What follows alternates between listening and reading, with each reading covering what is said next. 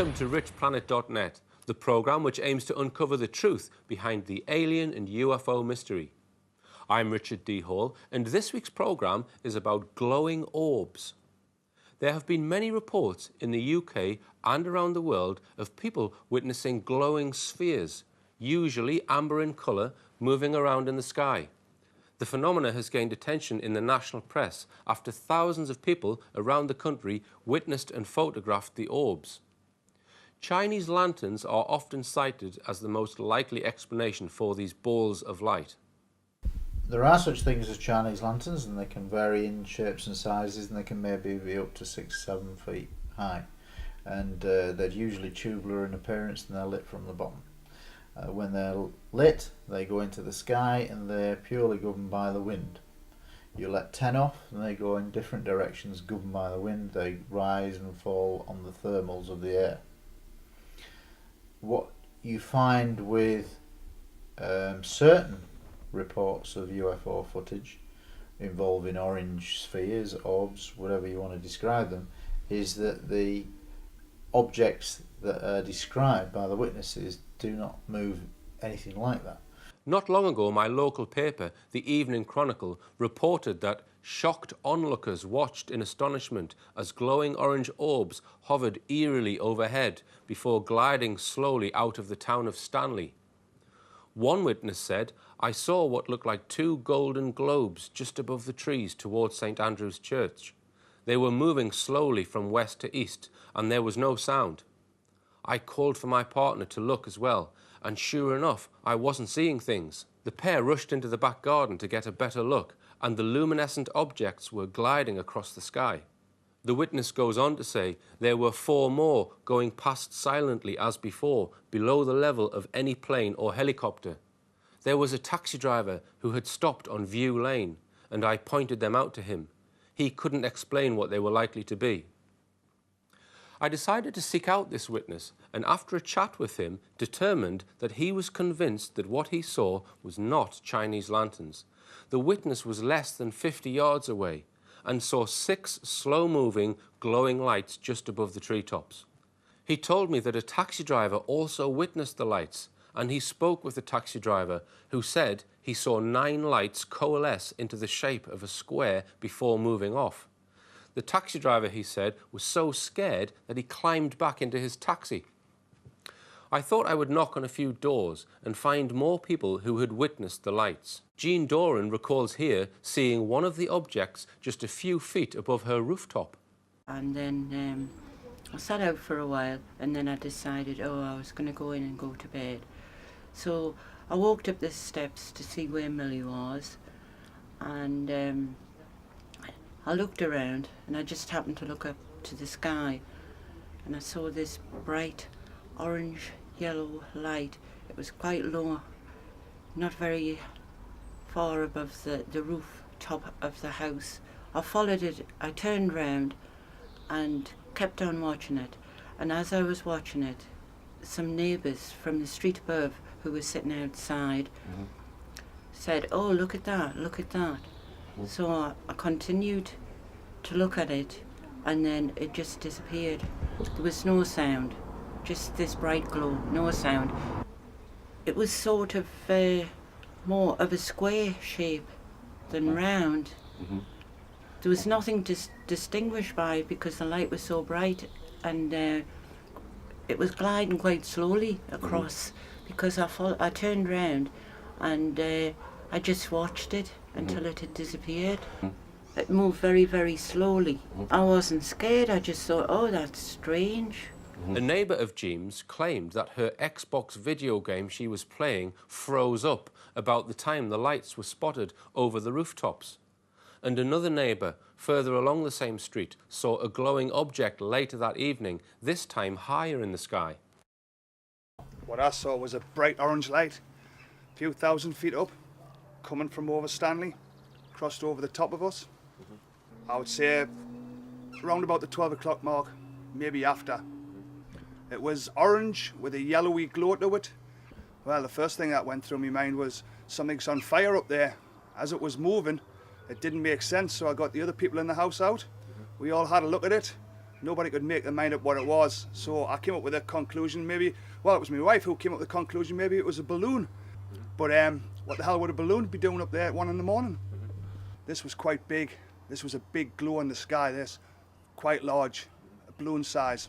By the time we lost sight of it, it was over Gateshead, heading out to sea. Right. We lost interest. It was there for a long time. It all seemed very bizarre, perhaps even a bit Bob Lazar, until 2 days later when the Evening Chronicle reported that some friends had indeed set off 6 Chinese lanterns in their garden nearby during a birthday celebration immediately before the time of the sightings. But the taxi driver said he saw 9, and why did they form the shape of a square? And why were there 3 totally independent witnesses convinced that these were not lanterns? In order to satisfy these remaining doubts, I needed to find the person who set off the lanterns. I managed to trace one of the people the Chronicle reported as setting off the lanterns. I questioned her, and she confirmed that she and her friends did indeed set off Chinese lanterns from a house nearby on the evening in question. The following week I was staying in Torquay, and by chance some lanterns were set off across the other side of the valley from where we were staying. I quickly got the camera out and took some footage. It was obvious to me that these were lanterns, mainly due to the flickering caused by the flame, which could be clearly observed. One must bear in mind, however, sometimes people cannot distinguish these lanterns even at very close range. Detective Constable Gary Heseltine has had many reports of orange orb UFOs. I asked him to explain whether these sightings could all be passed off as Chinese lanterns. Now, people tend to immediately search for an answer, and the most common one given in the newspapers is this Chinese lanterns.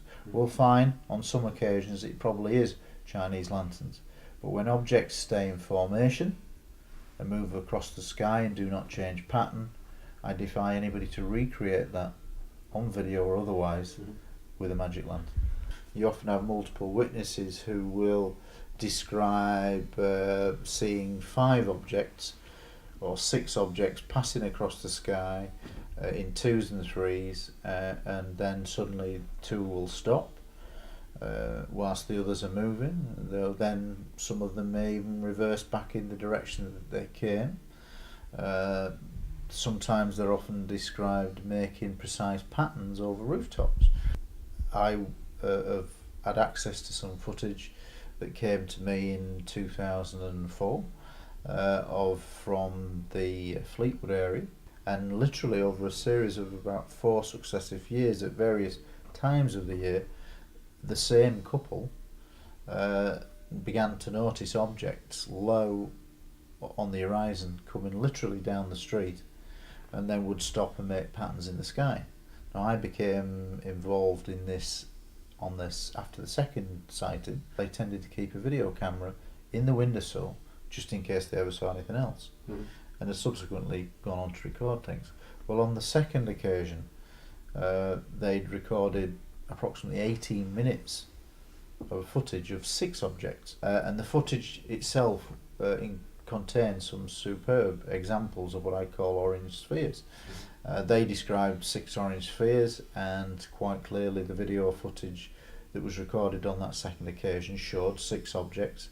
It had perspective because at various times the cameraman pulled back and you could see across the road a street scene, roof, apex of roofs, and you could also see street lamps for that would give perspective and also give perspective against the movement of the object. Really, the interesting footage begins after 9 minutes, and that footage quite clearly shows 2 groups of 3 objects manoeuvring in the sky. There's clear dynamics of 3 objects being fixed above a roof, and then 3 other objects emerging from behind a street lamp in the view, and then moving at this angle 3 towards the other 3.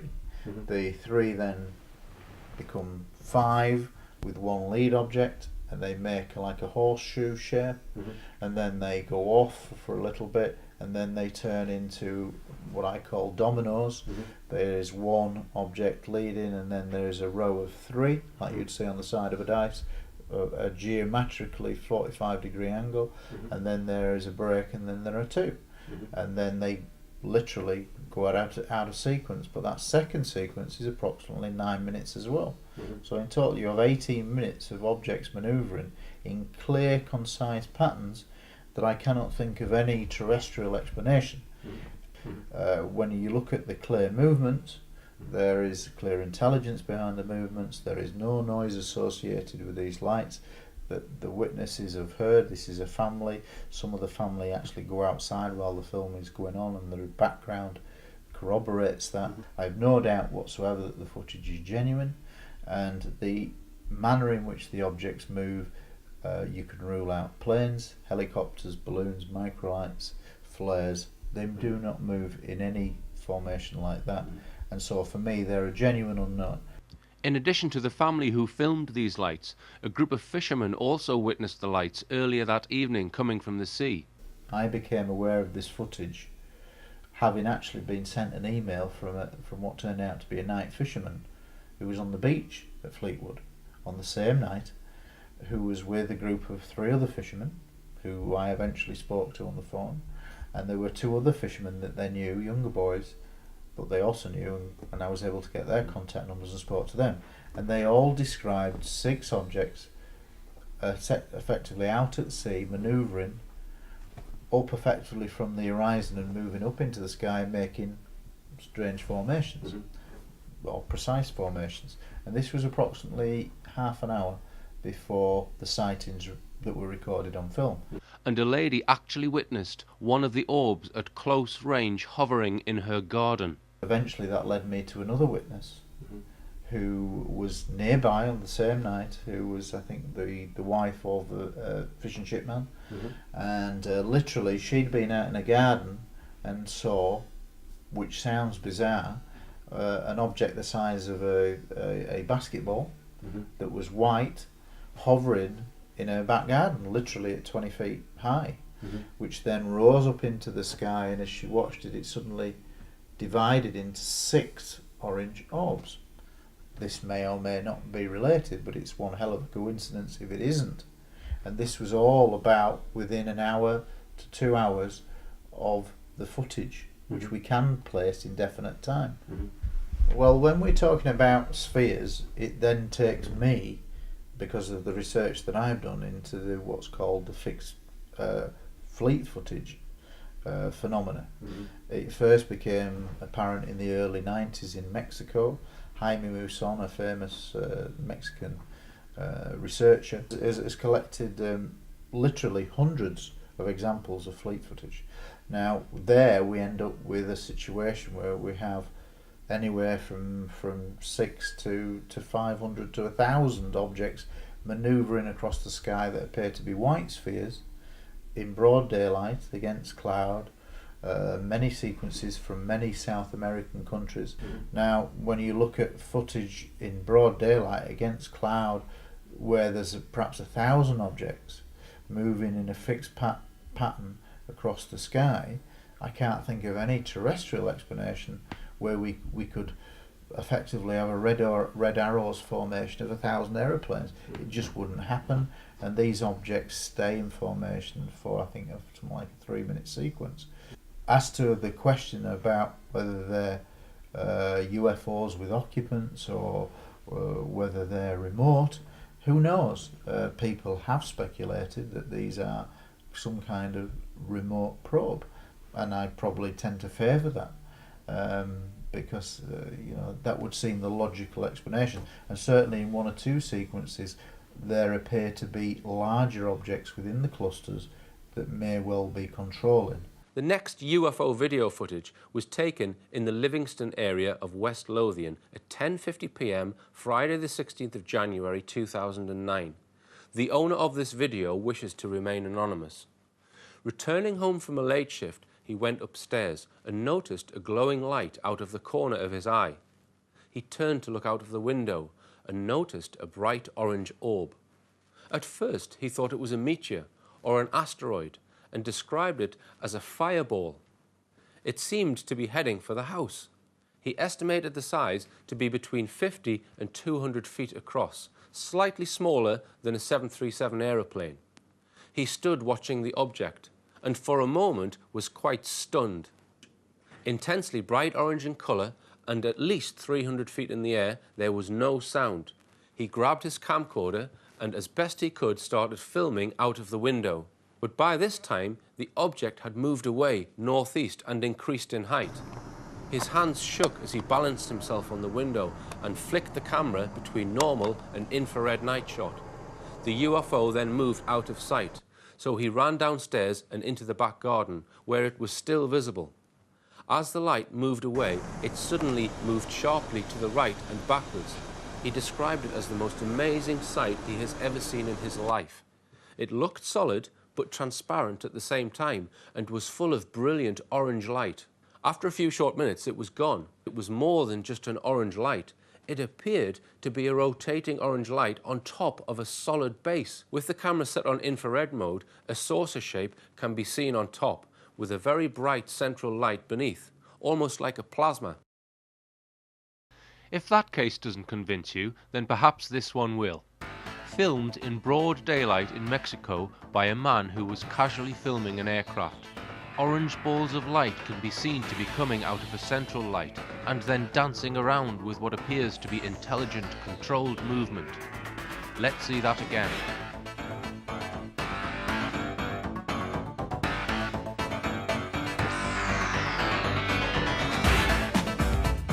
Next, the object spews out dozens of smaller balls of light, which then continue to dance around in a controlled manner.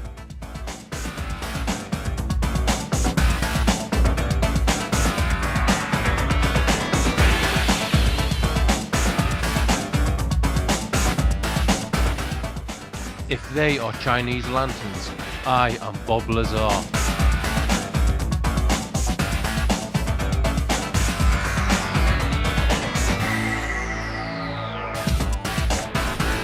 Another possible UFO event which intrigues me is the wind turbine incident in Lincolnshire.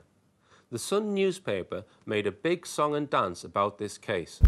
I think the incident as a whole follows a classic pattern on probably disinformation, in the sense that the Sun led on that story as a newspaper headline literally for several days. And I think there was a couple of headlines, and then it was on page 3, page 5 type of thing, and they put a hell of a lot of attention into that. And what fascinated me is that in the early reports in the newspaper, it said that one of the arms was actually missing and hadn't been recovered. I found that very intriguing, because what do you do with a 35-foot arm? What I expected to happen did happen. There was all this talk that some people had seen lights, multiple witnesses, I think, that even put a photograph in purporting to show some kind of a light that was seen near the time. People reported sightings of UFOs on the night the damage took place, including a member of the local council who said, "We cannot rule out UFOs." One witness claimed to have seen a glowing light with tentacles flowing down to the ground. Perhaps this was a plasma discharge pattern sometimes associated with electrically charged UFOs. People had heard a collision, but that all seemed to not count for anything.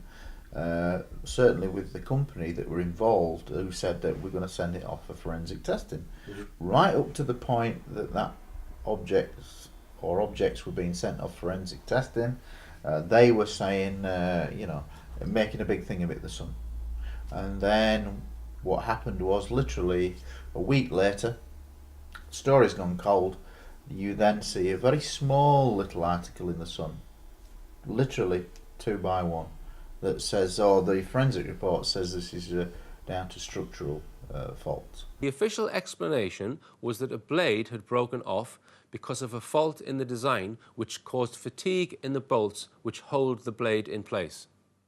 The blade came off and damaged the other blade on the way down. I'd like to see that report in the newspaper. The investigation report has not been published for public view and is not yet available under Freedom of Information.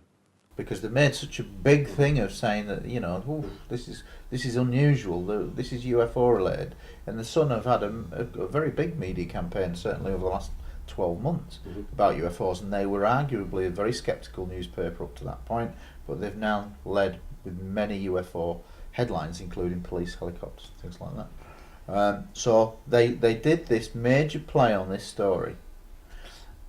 Fascinating in the sense that there was no gouge on the ground, that you could see from the photographs that were displayed in the newspaper. There didn't appear to be. They initially said that one of the arms was missing, which was odd.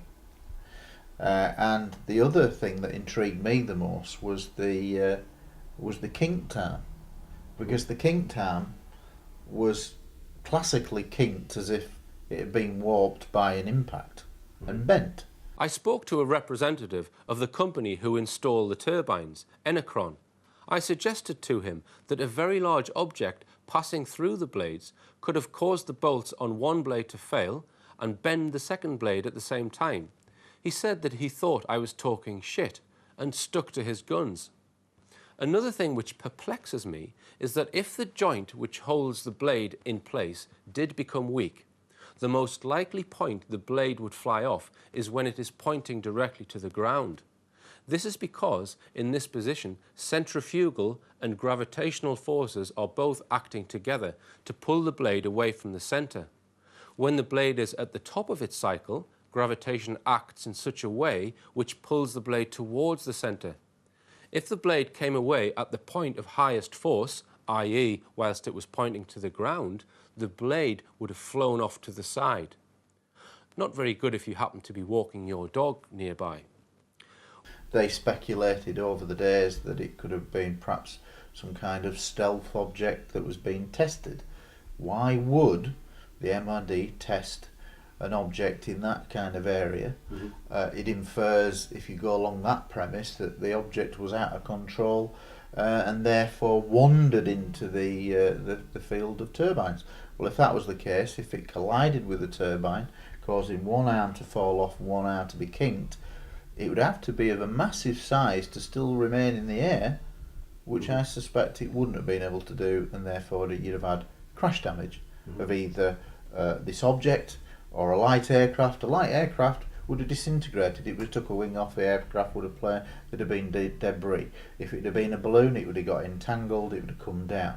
If it had been a microlight, something of that kind, a powered glider, it would have just brought it down. The sheer dimensions of this turbine, this was not at all a small turbine, it was a huge turbine, one of the biggest. So I find a lot of very intriguing questions, and for when they came out and said, okay, this is structural fault, that was it. It was a 2x1 article. Well, really, if the investigative journalist, having made a big thing of all these anomalies, you would have surely thought of said, right, here we go, let's have a good big article on this report. Let's have quotes from the report. Let's see who did the report.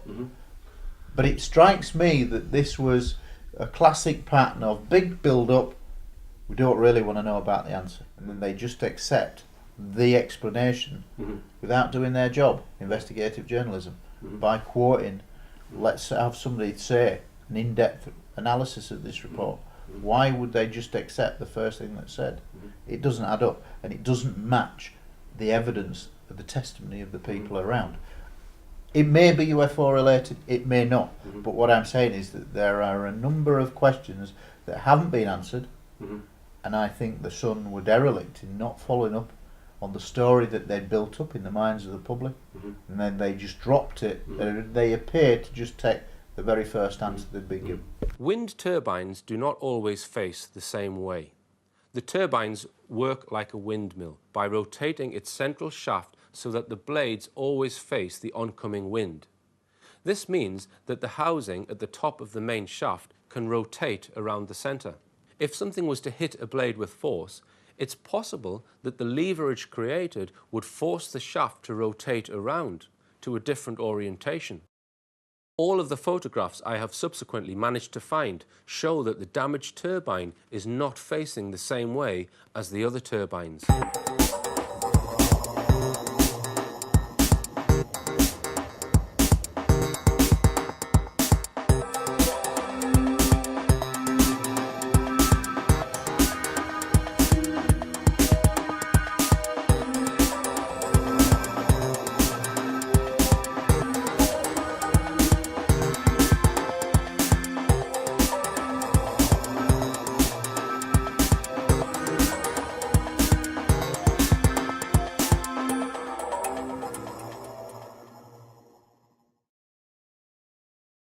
Over the coming months, I will be speaking at various venues throughout the UK, including St Anne's and Newcastle upon Tyne.